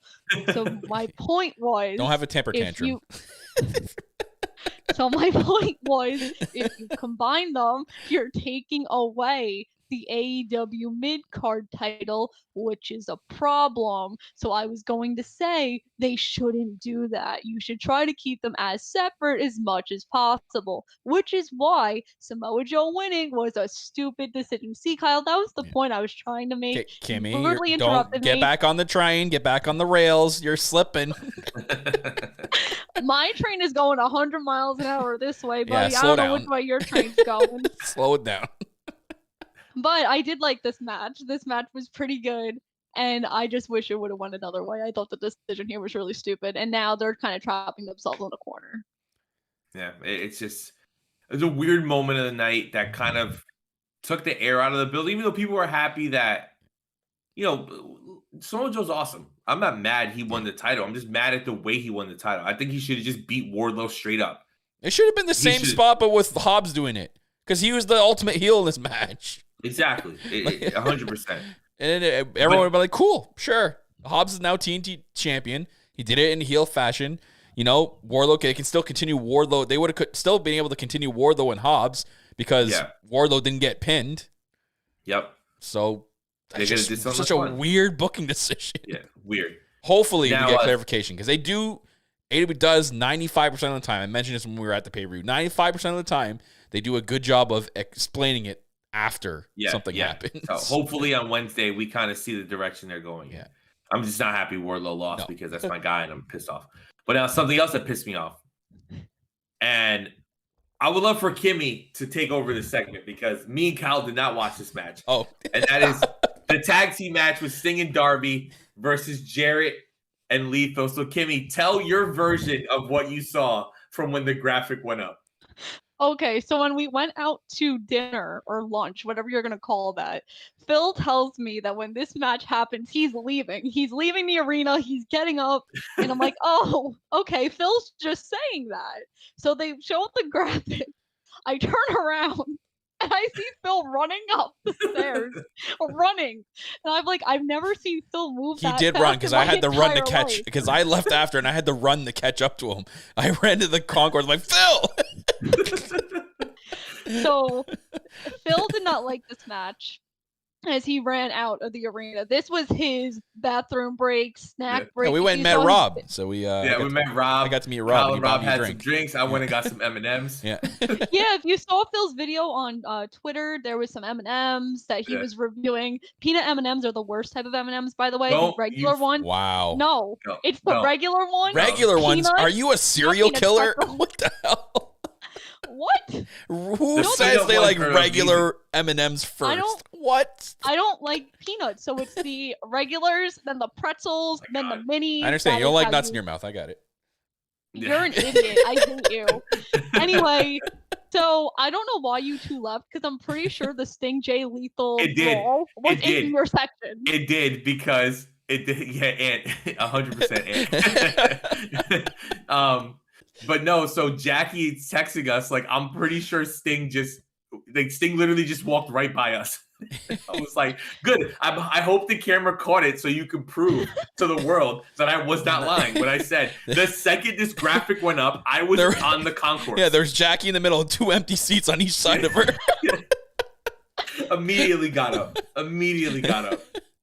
So from what I saw, I thought this match was a little better than I thought. I like that they were very interactive with the crowd because the first 10 minutes was everywhere, and it was like, where are we supposed to look? Are we supposed to look that way? Supposed to look this way? Obviously, I wasn't too thrilled that Jarrett was on the card either, but I think that this is going to be one of the few matches that Jarrett Russell's on the screen. I think he's going to take his backstage role very seriously. Obviously, I'm just saying this. This probably isn't going to happen. I really hope it does. Tony Khan, you're listening. Keep him backstage. But yeah, this was a match on the pay-per-view. It went. Sting won. Phil's happy that Jarrett lost, and now we can all live happily. And we can move on. And we can talk about something that, I'm going to be honest with you guys, disappointed me. And this is the problem with sometimes... The peanut M&Ms were $8 instead of $6. Exactly. $8. They were like $5. It was insane. Right? But like... Who's spending that much on peanut M&Ms? That's the problem. No, I should have spent more. I should have tipped the girl. Yeah. Thank you for having peanut and not regular shitty exactly. M&Ms. So a match that disappointed me, and a match where I think that fans are always so used to the WWE style booking of like, let's get the rubber match. Let's see this 3 times, 5 times, whatever. Seeing Swerve in Our Glory versus the Acclaim did not hit. Now, of course, you saw the stuff that's out there about the fight that happened literally in the section over from us. But if we're being honest, the crowd was not invested in this match before the fight happened. And yes, it sucks for the performers in the ring that the crowd are chanting asshole to someone who's not even working for AEW, not even nowhere near the ring. That does suck, and wrestling fans are stupid. But the match was kind of boring until we got to drunk the end. People, people that can't handle their alcohol. Like it was drunk people fighting in the crowd. But so until Swerve smacked Keith Lee, I could care less about this match. And I love all 4 guys in the match. Right? It was a weird thing to me. It was something where it's like, I know Jackie would be the first to say this. It should have been FTR versus the Acclaim. You could do face versus face. You could have had the Acclaim go over or whatever you want to do, but like maybe even make this a triple threat. It should have been triple threat. Yeah. So we could protect FTR since they're champions in every other company but here because Tony Khan hates me. But it's like it's like, I don't know. Like Kyle, what did you think? You were next to me. You were right next to all the bullshit. Yeah, clearly, before we say it, actually, Jackie had the line of the night. And I need everyone to hear this. Yes. So there's 2 guys involved in this fight, and the one guy who was the aggressor in the fight actually didn't start it. It was the other guy who got thrown out. So obviously, the guy who's being all aggressive and tough, when the other guy gets kicked out, it's like, yeah, the crowd is going. He's like pumping up the crowd. He's scissoring people, which is hilarious. Like you were just trying to physically assault somebody. Then you're like, scissor me. Like fucking wrestling fans. It's being a wrestling fan's crazy. But like, so the crowd's going nuts. Jackie turns and goes, sit the fuck down. You're no hero. Yo, shout out to Jackie. hip-hop. We have a new nickname for her. She is now officially Mommy Ass. Mommy ass. Yeah. Jackie is now mommy ass. We're gonna get her the Shirt t-shirt. coming soon. Yeah. Oh man. But yeah, but Kyle, what'd you think as someone being in the same seats that I was in? Yeah, it took away because I'm like, come on. Like I heard like people like yelling and I just looked down and everyone's head is turned to the left and not at the ring. And I'm like, oh no. And I looked to my left, sure enough, this guy just like over top this guy going like yelling, and I'm waiting for the first fist to rock. And it took forever for security to show up. And like they're yelling at like the usher to do something. I'm like, this usher ain't gonna do shit. Look at them. They're like, yeah, come on. You think they're gonna step in between two people fighting? And then security got there eventually, and they threw out the other guy, which I don't know. I don't know what was going on, but it kind of seemed like maybe it was the aggressor guy should have been tossed out too. But everyone around that section was like, no, it's like they weren't pointing at the aggressor guy. They were pointing at the guy sitting in the seat. They're like, no, it's him. So I don't know if that guy was just maybe saying some weird shit or maybe like he's probably racist, shit. Right? To be honest, like unfortunately I heard some stuff in the concourse I didn't like, and I'm not going to get into it. But it was just the match itself. Like Phil said, it didn't hit because of we know what the story was, but I think a lot of people wanted to see FTR in this, right? Like FTR are still, even though they're not on TV, one of the hottest teams in this company, and the fact that like they keep getting like pushed aside is so weird. And it's not even just AEW TV. Like people are still questioning like why weren't they in the tag league? It didn't like champions. It's the first time in like what it was like almost 20 years that the tag champs weren't in the tag league in New Japan, and they're the IWGP tag team champions. So like why weren't they in it? So it's really weird because if they're not doing anything now, why weren't they in it? So yeah, it doesn't make any sense. I don't know what's happening over there. Regardless of that, it was still a decent match. We got the opening, we had the daddy ass stuff, him coming out and then getting thrown out. Like it is what it is. It's just we've seen this match already, right? We see it. We didn't. Like Jackie said it best while we were sitting there. It felt like we didn't need a rubber match. Yeah. So the story was Acclaimed winning and they won. Yeah. And in the past, AEW has like moved on. Like even think of FTR and the Bucks, right? They fought and they moved on. And then when the crowds came back, they had part 2. Yeah. And I know obviously they had to do Acclaim versus Swerve in Our Glory at Grand Slam because they messed up with the booking at All Out. But so that was like making up for it. But I don't know. What'd you think, Kimmy? I'm interested to know what you thought of it. So I said this on the BCP on Thursday that I didn't think it should have went to a rubber match at all. I felt like, we finished the story. It was very simple. They had the momentum of the crowd, so that's why they had to put the titles on them at Grand Slam. But I felt like there's so many other tag teams, like not even just FTR. They're like, you always talk about Butcher and the Blade.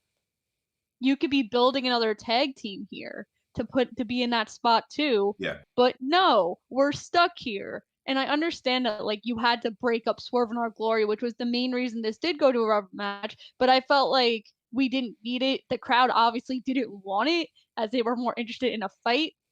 And when we get to the main event, there actually was a fight in my section that I'm going to get to because this was really funny. Oh, I didn't see that. Oh. No, this was like stupid funny, but it has to be like in the main event segment that we talk about it because it almost took away from my main event because it happened right in front of me. But I just felt like, it was stale. We can hopefully move on. Hopefully FTR comes back to TV at some point and Tony Khan uses them because on the media scrum, which I was on, he got very feisty talking about FTR because, as we talked about, they were talking about Ring of Honor programming on AEW and Tony Khan goes, everyone's complaining about, how I don't use FTR, but it's because I put Ring of Honor programming on AEW TV that I do use FTR. And I'm like, you don't have to get so angry. We're just asking you a question. This is a media scrum, my dude. So I don't know what's really going on with that, but I just hope that we can build some more tag teams in the future. Yeah. So AEW has such a strong tag team division. And I think that they did such a great job of showcasing them when the Bucks were the champs.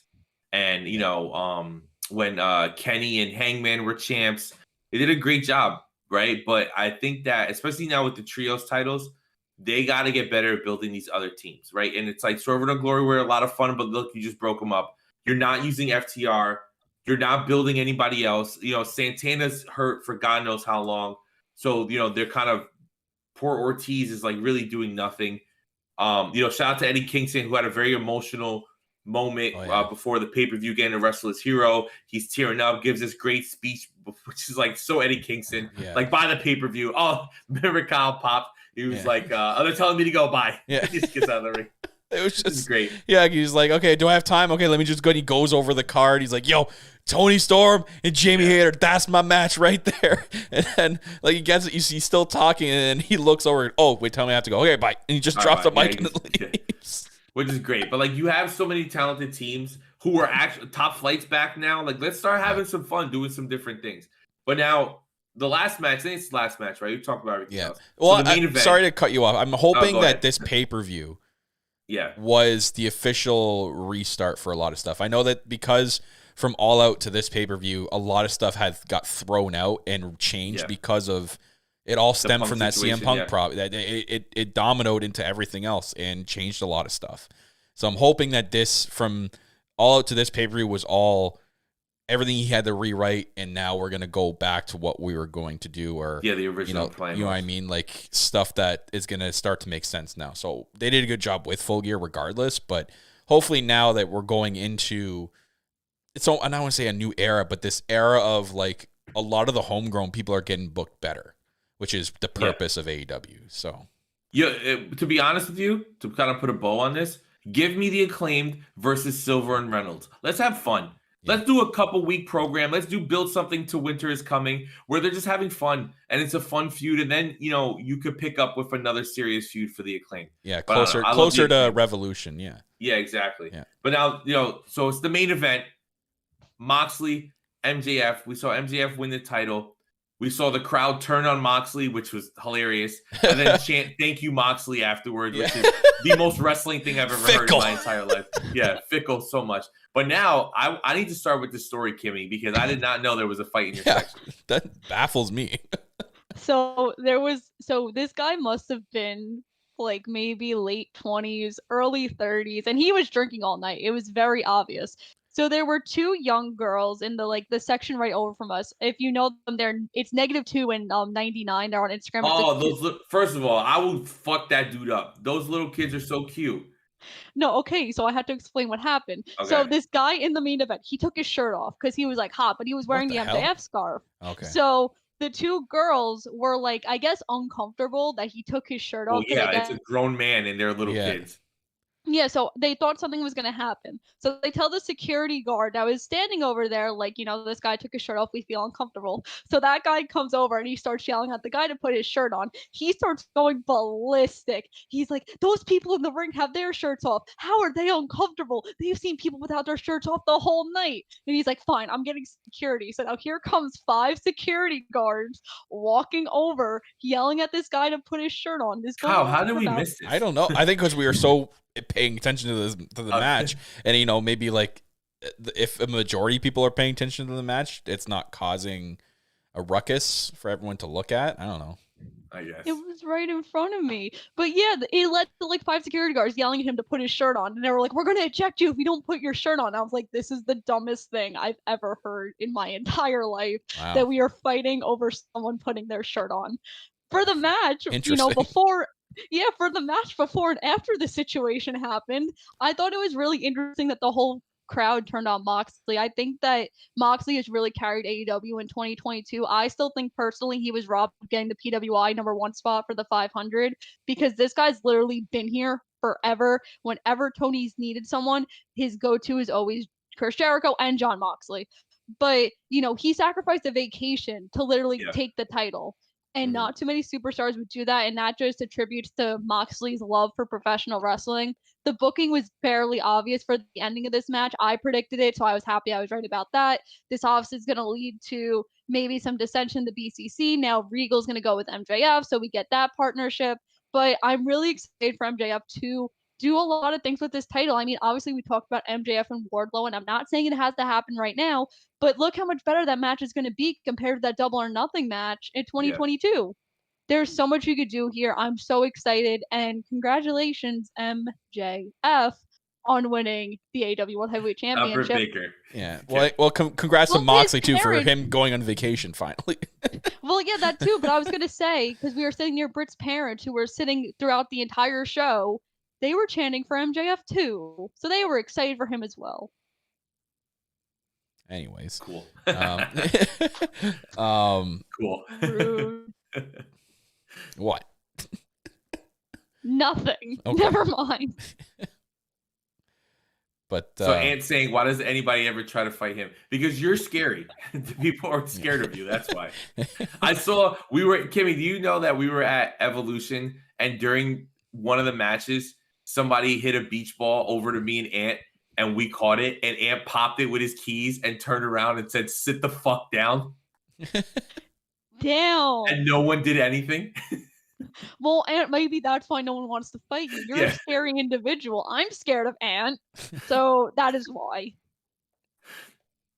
But Kyle, the match. Yeah, the match. So MJF won the world title. He good for him. I love his media scrum. That's probably the best 2-minute promo of all time ever. Absolutely ripping into all the wrestling fans, all the wrestling media there. You know, laughing at and hilarious that everyone bought into this babyface MJF for the last couple of weeks, and saying he's like, I'm gonna do what predicted so long ago. Oh man, it was so good, well done. He's like, I'm gonna do what anyone on this roster can't do with this. With this world title, I'm gonna go back to the hotel, shower, get on my private jet, go to my movie set. Yep. And I'm like, man, he is just absolutely killing it with this 2-minute promo.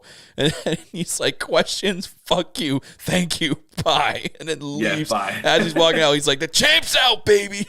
Yeah. I'm like, we're going to enter in the best era of MJF as world champion. Not only that, he gets to be teamed up with William Regal. Like, oh my God. These two are about to make so much money together, and I cannot wait where they get into first. Obviously, we know that the first title match is going to be at Winter is Coming. So we'll see either Ethan Page or Ricky Starks. Yeah, either one. It makes sense with the storyline. With now, it can go either way. I really still leaning on. I really want them to kind of complete that story with the Firm and MJF. So I think it's going to be Ethan Page, and I know a lot of people are on the side of Ricky Starks, including Kimmy here. But I don't know. To me, it's like you have to think who would be the better outcome out of that number one contenders match to lose, because they're not going to win, right? You have to pick the person. You don't want to pick Ricky Starks because he's more favored to be a guy to beat MJF than Ethan Page. Ethan Page taking a loss, MJF doesn't really hurt him. It would kind of hurt Ricky Starks, who's kind of building himself back up again. You know what I mean? Yeah. Like, it just doesn't. It would hurt Ricky Starks. So I disagree. I feel like it would hurt the momentum Page has kind of built for himself over the last couple months. Because if he loses here, where else does he go? Like, Scorpio Sky's still out. So okay, where does Ricky? If Ricky Starks is building his momentum again, Kimmy, and he crushed his way through a tournament just to lose to MJF, what the hell you do with him after that? I don't know. Exactly. So you have to think Ethan Page taking an L is less of a deal than if Ricky Starks is taking an L. Ricky Starks. Ricky Starks beats Daniel Garcia for the pure title. No. So he could be like this right over Kimmy. Yeah. That'd be horrible for me. I love Ricky Starks, man, but I don't know. I kind of want to see it. I mean, now that MJF is like back to being a heel, like, and that, like Adam's saying, like they waited for Ricky Starks to heel for this tournament to continue. Yeah. So, like, it's clearly going to be Ricky Starks, and it'll be a great match. But, like, I don't know if I want, like Kyle said, I don't know if I want to see Ricky Starks' momentum kind of he's going to lose to MJF. Everyone wants Starks to win, but then you're wanting him to win a tournament to lose. Yeah. I mean, I'm just saying that, like, because he's been out for, like, a while, and he hasn't been doing anything. So it's like, okay, like, he could battle, because everyone he's faced in the tournament has been sizably bigger than him. Brian Cage, Lance Archer, now Ethan Page. Ant's favorite wrestler. Yeah, I saw the chat. I see that he said that. Hashtag rude. But now it kind of builds this underdog story with him. Like, maybe whatever they decide to do with the TNT title, maybe he kind of... Yeah, but an underdog story is if he went up and won the world title. You can't do an underdog story if he's just going to lose to the world champion, and that's going to be it. And MJF moves on from him. I don't know. So Carrie's saying Ricky Starks is TNT champion in the making. Absolutely. But I'm going to say something crazy. If you're not giving the belt to Hobbs or back to Wardlow, I want Jungle Boy to win that shit. I said it. Yeah, move on from It's Christian time. and Luchasaurus. It Yeah, is time for Jungle Boy to have a singles championship. I know he wouldn't win it from, but an MJF and Jungle Boy would be a really fun feud at this point that'd in be their a really career. yeah. Yeah. And like obviously, MJF just won the belt, and so like his reign is. I hope it's long, and they build whoever the next big star in the company is going to be. That's who ends up being MJF. I think it should be Wardlow at the end of next year. Yeah. Maybe Full Gear next year. MJF does a whole year, and then Wardlow beats him. No one should complain a full year of MJF as world champion. Dude. That would be well. Look, even great. like what he Yeah. said in the media scrum, I thought was very interesting. He was like, "You guys have a lot of questions. Where did Regal fit in?" He's like, "You think I'm going to tell you here? Tune in on Wednesday to Dynamite." It was like, He's like, TBS is the place to be. Yeah, it is must see TV, which is like they're doing great. Yeah, this is great. Like I love what MJF is going to do for this title. I think everybody says it. Baby faces are at their best when they're on the chase, and now we got the best heel in wrestling. You could build a huge baby face at the end of this. Oh God, you can do. It's going to be so much fun. Like if they're like, say they do Full Gear next year. Like say we're fantasizing, right? Say Wardlow, that's going to be his spot from now until then. So you have Revolution, you have Double or Nothing, you have Forbidden Door, and potentially you have All Out. You have 4 big events next year. You can book MJF in a serious feud against a babyface that maybe they can build it enough that maybe they're going to be the ones that take the belt off MJF, make it believable. Like they could do so much with him, and it's going to be one hell of a year now that he's the world champion. I cannot I know 2023 is not here yet, but like, my God, we're entering a very, very amazing era of an AEW world champion with MJF. Like, it's going to be fantastic. And, I don't know where Moxley kind of goes after this, right? We know ultimately he's going to do this vacation thing. I'm assuming he's going to go on vacation unless they kind of pre-tape something backstage with the BCC. I kind of wanted, in the back of my head, I at the paper, kind of wanted the Yuta Danielson and Claudio coming out. I was like, ooh.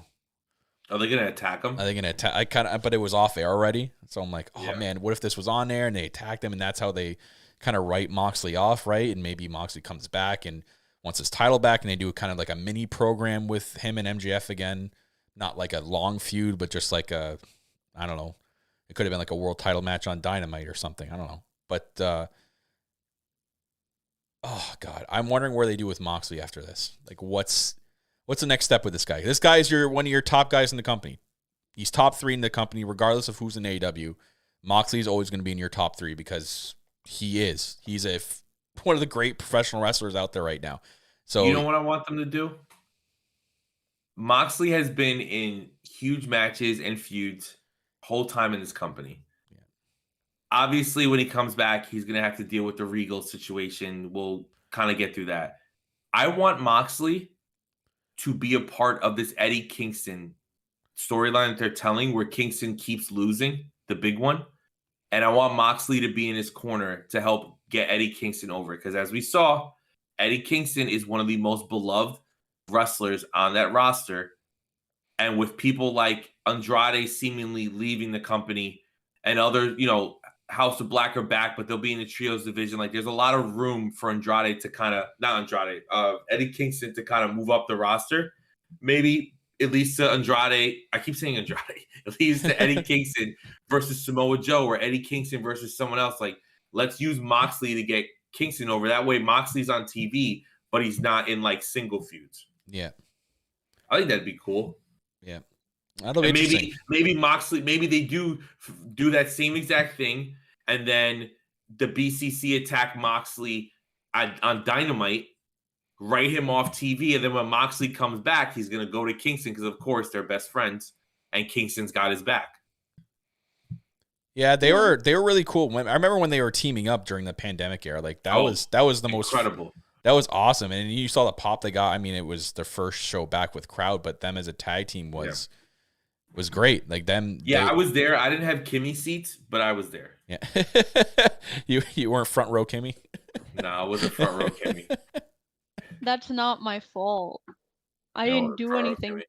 to get front row. Yeah, when we were at Grand Slam, Kimmy didn't even come up to me and Jackie because we were so high up. She would have got a nosebleed. Yeah. No.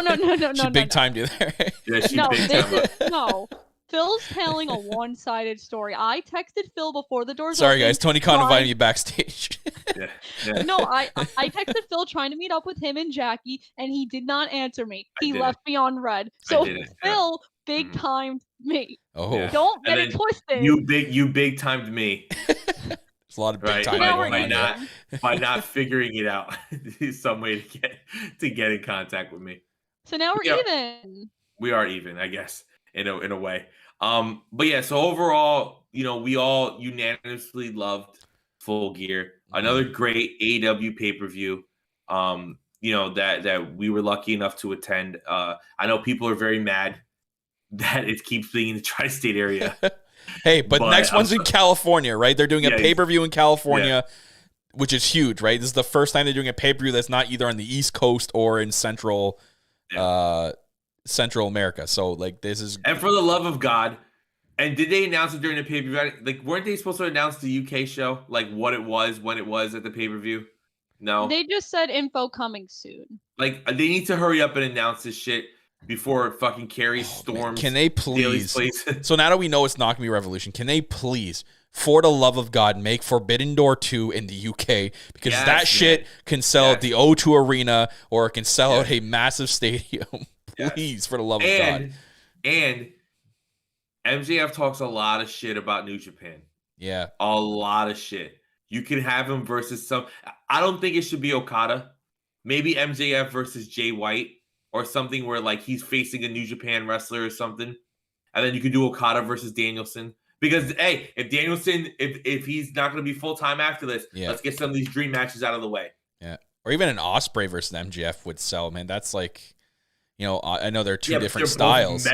But that's what I mean. Heels. But two heels clashing because their egos are so fucking big and they both think they're big shit. Hero. Yeah. Osprey would be a hero in the UK. So. Like Osprey's like, you're walking into my territory, bro. Yeah. Or bruv. Yeah, exactly. Bruv. You're walking into my territory, bruv. Yeah. Or you want double or nothing. Would cheer so loud for MJF in that match. Oh yeah, Forbidden Door 2, I can see it being in Tokyo. Yeah, you're right. That'd be cool, right? Yeah. Double or nothing would be cool for the UK. That would be sweet. That would be awesome. Yeah. I don't know if they would do that at Craven's Cottage or I'm telling you, the first AEW show, it's going to be so big over there because the UK people are like on the edge of their seat for the first show. They can sell out a big arena like the O2 or wherever arena over there they want to go to. They will sell it out. Mm-hmm. It will happen. Just like the California show, a lot of West Coast people are dying for AEW shows over there. Any California show they've done has been close to a sellout. So I guarantee you the Chase Center is going to be near a sellout for that pay-per-view. So Gary just popped me. She put, he ain't no fucking hero. He ain't no fucking hero. Well, with that, we thank you guys for listening. We welcome Kimmy officially to the team. Yeah. She was always part of the team. She just was as an honorary oos, but now she's officially part of the team. So Kimmy, let them know where they can follow you, where they can hear you, where they can see you at conventions, all that stuff. That's gonna take so long. So you can follow me on Twitter at Kimmy_Sokol, SOKOL. I'm gonna be at WrestleCade this weekend. I'm working with the baddies. So if you're in the North Carolina area, you should go check it out. Phil, they just announced your dream match for the WrestleCade Super Show because it's gonna be Jeff Jarrett versus Matt Hardy. Kill me. You kill me match. I'll make sure I get that tape. The only way that match would be worse if it was Jeff Jarrett versus Jeff Hardy. Well, unfortunately, that can't happen. But yeah, some other cool things I do. Obviously, I'm here. I do the K2 Observer with Kyle. I write for thepopbreak.com. And I'm always on the BCP every month fighting with people that I'm right and they're wrong. So for anyone that doesn't know what Kimmy the hell is talking about, the BCP is called the Bob Culture Podcast. I'll be the one to say it because she said it 3 times in the show and everyone's like, what the hell is she talking about? The Bob Culture Podcast, another wrestling podcast out there, our good friend Bob, who Phil got to meet at the event. Him and Nunez were there. Finally got to meet him in person. Actually, I've only podcasted with Bob all this time. I've never actually met him in person. But it was awesome. It was awesome at Full Gear to meet a lot of people too. Bill for the first time, seeing Issa for the first time. I've only chatted with her. She's the best. I love Issa. But Kylie. Yes, Right? Kylie. This is like the Yeah. 5th time I've seen Kylie in the last like couple of months. But I got to meet her for the first time. yeah, such an awesome person. Just yeah, BCP is Bob Culture Podcast. And when Kimmy says that, that's what she's talking That's about. what she means, yeah. Oh, thank you so much, Kyle. But yeah, that's it for me. I don't want to be here for 100 hours, say every little thing I do. Phil and Kyle are going to say that I'm big timing them as always. Well, She is. She's first day in the show. She's As already big little timing as Kimmy is, she big times everybody. Yeah. Okay?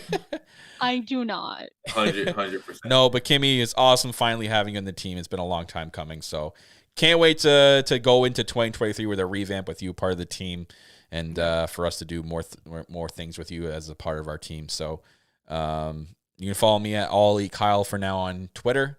If I make a hive, I'll let you guys know if I do. I don't Instagram, so you can follow me on there, but I won't do anything and I won't post anything. So I'm on there if you want to, but that's it. Yeah, you guys can follow me at Fanboy Philium on Twitter, on Hive right now. The reason I signed up, because I just wanted to have this at Philium on Hive. It's the only reason I signed up. The only reason I signed up. Just in case this shit pops off, I have that. You guys can follow the show at Elite POV on Instagram and Twitter, at Elite POV Clips on TikTok. At some point, we'll start using it probably in January. We'll do a lot of fun things. YouTube.com/Elite POV, Twitch.tv/Elite POV, Patreon.com/Elite POV if you guys want to support us over there. We appreciate that. Shop ElitePOV.com to get some of our great merchandise up there. We thank you guys for supporting us and everything that we do. Yeah, the shop, I took a lot of merch down. Most of the logo merch is gone now, guys, because we're in the process of revamping it. So this logo we'll probably bring it back for like a month in the future if you guys really like that logo, and we'll do like a special shirt or something. But we're going to go in a real revamp into 2023, and we got a nice logo I'm creating right now, and it's going to be a whole new kind of direction we're going with the show. So yeah, absolutely. And we can't wait to show you guys everything that we have planned, everything that we are thinking of. And we thank you guys for your support. And as always, thank you for listening to Elite POV. And remember, fuck you. What was the line? Remember, fuck you. Fuck you. Thank you. Bye. Yeah. Fuck you. Thank you. Bye. There's a voice that keeps on calling me.